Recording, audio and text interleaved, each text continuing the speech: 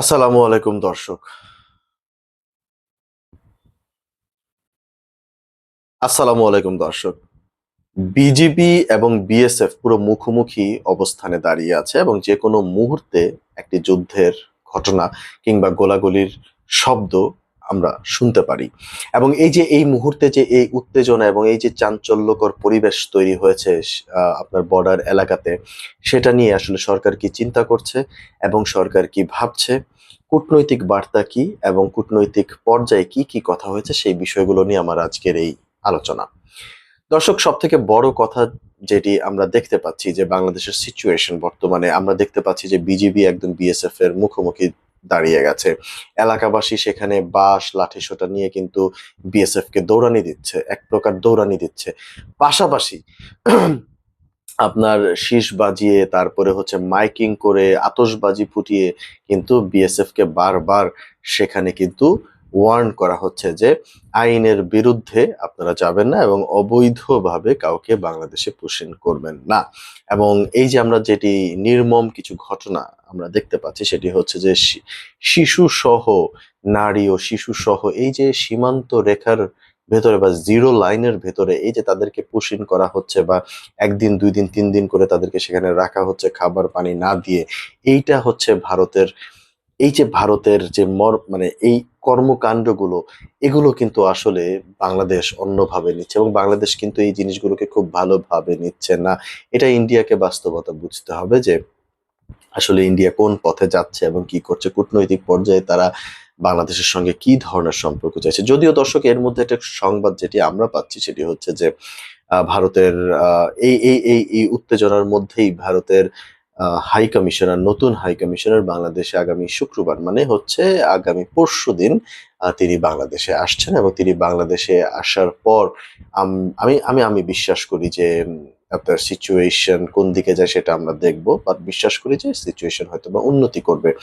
কিন্তু এই যে পুশিন গুলো আসলে কেন হচ্ছে? এটার কয়েকটা দিক হতে পারে দর্শক। একটা ১ম দিকটা যেটা আমি বলতে চাচ্ছি একদম সরাসরি, সেটা হচ্ছে যে এই যে বাংলাদেশের যে সম্পর্ক চায়নার সাথে উন্নত করছে এবং চায়নার সাথে এই যে আগামী ২১-২২ তারিখে প্রধানমন্ত্রীর ১ম বৈদেশিক সফরটি হচ্ছে মালয়েশিয়াতে। সেখানে খুব গুরুত্বপূর্ণ কিছু আলোচনা হবে এবং সেই আলোচনার মধ্যে একটা আলোচনার দিকে সবাই তাকিয়ে আছে যে মালয়েশিয়ার যে বাজার, মানে বাংলাদেশীদের জন্য যে মালয়েশিয়ান বাজার বা প্রবাসীদের মানে সেখানে প্রবাসীরা যেন যেতে পারে, মালয়েশিয়া থেকে যেন কাজ করতে পারে।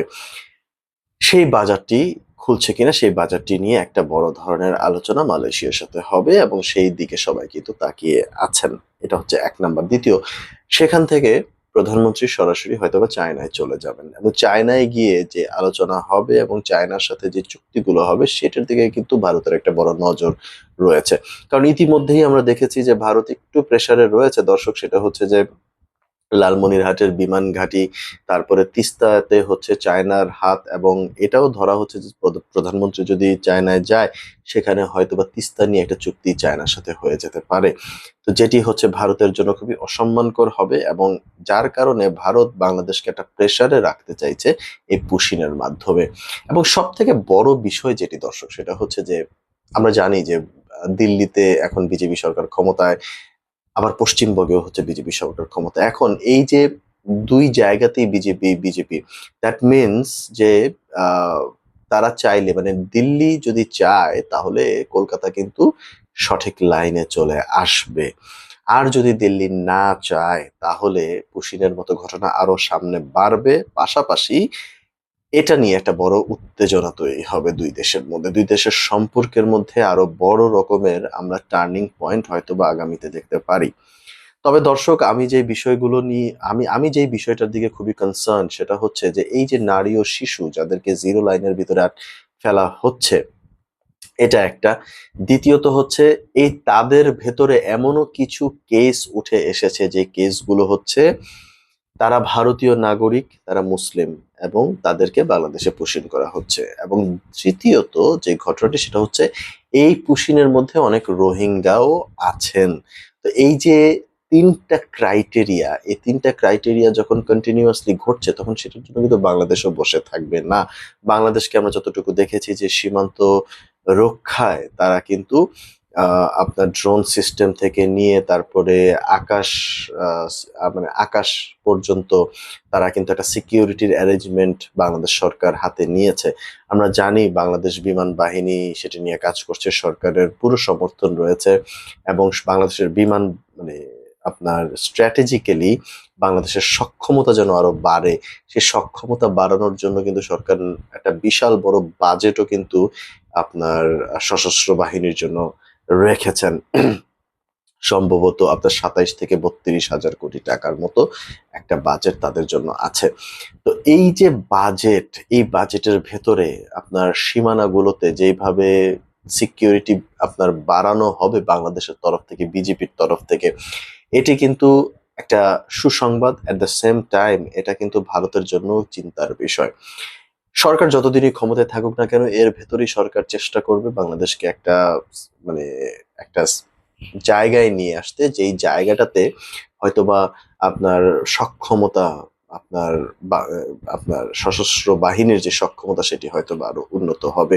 আমরা জানি যে চায়নার সাথে আপনার অস্ত্র, তারপর চাইনিজ কিছু ডিফেন্স প্রোডাক্ট, তারপরে হচ্ছে বেল্ট অ্যান্ড রোড ইনিশিয়েটিভ, তারপরে হচ্ছে তিস্তা চুক্তি, তারপরে লালমনিরহাট নিয়ে আরো মানে চায়নার আরো ইনভেস্টমেন্ট যেন বাংলাদেশে বাড়ে, এগুলো নিয়েও কিন্তু একটা বড় আলোচনা তৈরি হবে। এটা আমাদের ভুলে গেলে চলবে না যে সাম্প্রতিক সময় আমরা দেখেছি যে বিএনপির প্রত্যেকটি স্তরে স্তরে কিন্তু ডেলিগেশন চায়নাতে যাচ্ছে, তারা কিন্তু সেখানে আপনার বিভিন্ন পর্যায়ে কিন্তু তারা বৈঠক করছেন এবং সেখান থেকে তারা বাংলাদেশে ফিরেও আসছেন। এখন দর্শক এগুলো হচ্ছে ভারতকে হয়তোবা অনেক চিন্তায় ফেলছে এবং ভারতের সেই চিন্তার কারণ হয়ে দাঁড়িয়েছে বাংলাদেশ সরকারের এই স্টেপস গুলো। কারণ মানে ভারতের যে চিন্তার জায়গা সেটা একটাই চিন্তার জায়গা, সেটা হচ্ছে শিলিগুড়ি করিডোর, যেটা চিকেন নেক বলে আপনারা জানেন। সেই চিকেন নেকটাই হচ্ছে ভারতের যত চিন্তার জায়গা। এখন এরই মধ্যে আমরা যেটা জানতে পেরেছি যে ভারতের একজন ন্যাশনাল সিকিউরিটি অ্যাডভাইজার তিনি নাকি নরেন্দ্র মোদীকে বলেছিলেন যে রংপুরটাকে অ্যাট এনি কস্ট ভারতের দখলে নিয়ে নিতে। তো এই ধরনের ভয়ানক কথাবার্তা যখন সামনে আসে বা ভারতকে যখন এই ধরনের আইডিয়া দেয়া হয় তখন সেটা কিন্তু বাংলাদেশের জন্য একটা বড় থ্রেট হয়ে দাঁড়ায়।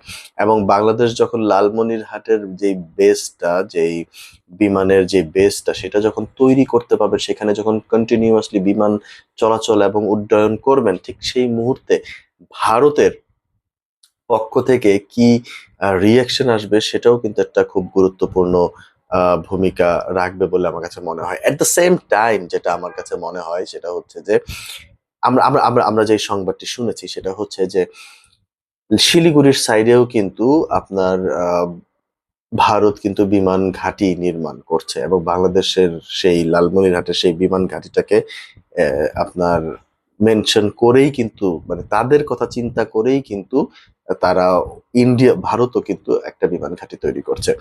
তো এই যে কয়েকটা বিষয়, চিকেন নেক, তারপরে হচ্ছে বিমান ঘাঁটি, চায়নার বাংলাদেশে ইনভেস্টমেন্ট, চায়নার তিস্তাতে হচ্ছে চায়নার ইনভেস্টমেন্ট, এই সব কিছুতে ভারতের কপালে কিন্তু একটা চিন্তার ভাঁজ আছে এবং যেই কারণে ভারত চাইছে এই পুশিনের মাধ্যমে বাংলাদেশকে একটা বড় প্রেসারে রাখার জন্য।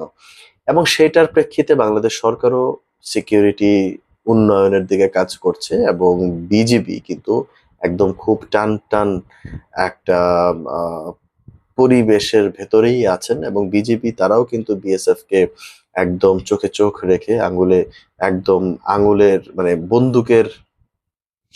বন্দুকের কাছে আঙুল রেখেই কিন্তু তারা কথা বলছেন এবং বিজিবিও দেখছে খুব শক্তভাবে, খুব ধৈর্যের পরীক্ষা বিজিবিও দিচ্ছে বর্ডার গার্ড বাংলাদেশ। তো এইরকম যে পরিস্থিতি, এই পরিস্থিতি থেকে কি আদৌ উন্নয়ন মানে হবে কিনা, ভারতের সাথে সম্পর্ক মানে উন্নয়ন হবে কিনা? দেখুন, ভারতের সাথে সম্পর্কটা আসলে এটার মানে এটার উপরে ডিপেন্ড করে না। মানে ভারতের সাথে সম্পর্কটা ডিপেন্ড করে কিন্তু কূটনৈতিকভাবে, ব্যবসায়িকভাবে ব্যবসায়িক লেনদেন, কূটনৈতিক সম্পর্ক, এটা কিন্তু ভারতের সঙ্গে আমাদের খুবই গুরুত্বপূর্ণ। পৃথিবীটা এখন মাল্টিল্যাটারাল হয়ে গেছে। আমাকে সবার সাথে সম্পর্ক রাখতে হবেই। সবার সাথে সম্পর্ক না রেখে আমি কিন্তু কিছু করব না। তবে আমরা যদি বাংলাদেশের ফরেন পলিসি দেখি, আমরা একটা জিনিস তো স্পষ্ট, বাংলাদেশের ফরেন পলিসি কিন্তু ডাইভার্সিফাইড হচ্ছে। দ্যাট মিনস বাংলাদেশের ফরেন পলিসিটা কিন্তু এখন বহু কেন্দ্রিক হয়ে যাচ্ছে। যেমন বাংলাদেশ এখন রাশিয়ার সাথে সম্পর্ক ঠিক করছে, আমেরিকার সাথে সম্পর্ক উন্নয়ন করছে। আফ্রিকার দিকে বাংলাদেশের একটা বড় নজর গেছে। তো বাংলাদেশের কথা হচ্ছে যে ভাই আমি ইন্ডিয়া, পাকিস্তান, চায়না এসব কিছু বুঝি না। আমি বুঝি আমার দেশের সম্পর্ক অন্য সবার সাথে সম্পর্ক বন্ধুত্বপূর্ণ এবং সমান সমানে থাকবে। ব্যালেন্সড একটা ফরেন পলিসিতে বাংলাদেশ আছে। সো দর্শক, এই যে পুশিন নিয়ে আপনাদের যত প্রকার প্রশ্ন আছে সেটা অবশ্যই আপনারা কমেন্ট করতে পারেন। আমি চেষ্টা করব সেগুলোর পরবর্তীতে উত্তর দেওয়ার জন্য। ধন্যবাদ।